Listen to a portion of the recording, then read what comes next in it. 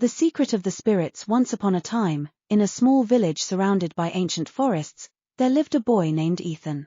Ethan was 12 years old, with dark hair and bright green eyes that always seemed to sparkle with curiosity. He loved listening to the old stories about spirits that his grandmother told him. One autumn evening, Ethan sat by the fireplace, listening to his grandmother.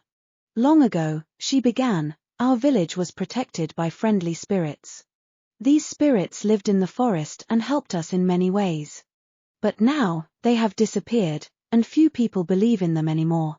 Do you think the spirits are still out there, Grandma?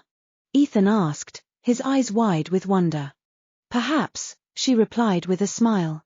But only those with a pure heart and a strong belief in magic can find them. That night, Ethan couldn't stop thinking about the spirits. He decided that he would go into the forest and try to find them. He packed a small bag with some food, water, and a lantern, and set off early the next morning. The forest was deep and mysterious. The tall trees cast long shadows on the ground, and the air was filled with the sounds of birds and rustling leaves.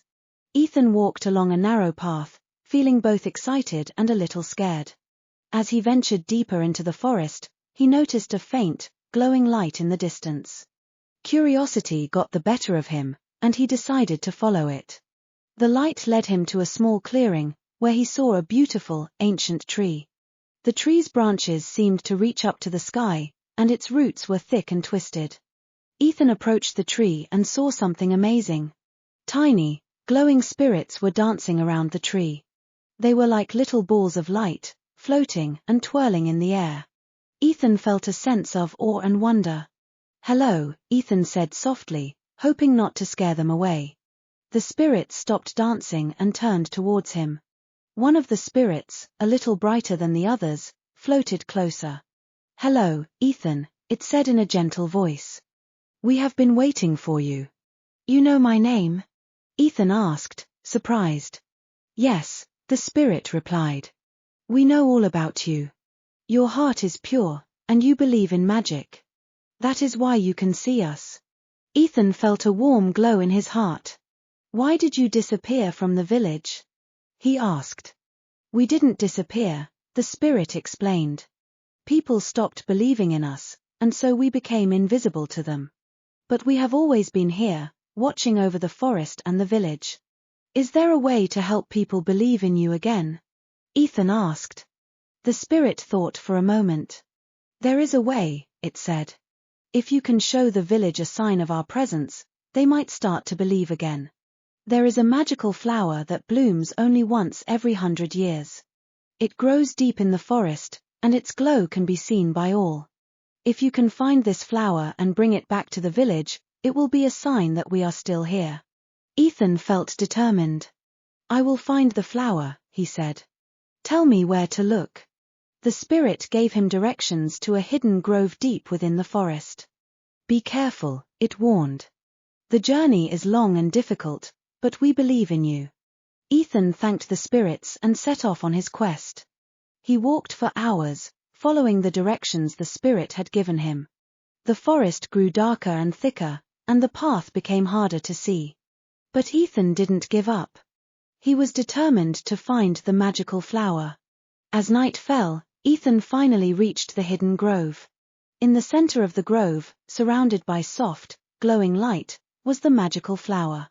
Its petals were bright and shimmered with a soft, otherworldly glow. Ethan carefully picked the flower and held it close.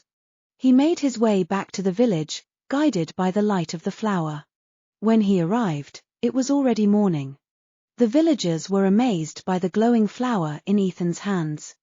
They gathered around him, their faces filled with wonder. "Ethan, where did you find this?" one of the villagers asked. "I found it deep in the forest," Ethan replied. "The spirits guided me to it. They are still here, watching over us." The villagers were silent for a moment, then they began to murmur among themselves. Ethan's grandmother stepped forward, her eyes shining with pride. "See," she said, "the spirits are real, and they are with us. We must believe in them and honor them." From that day on, the village changed.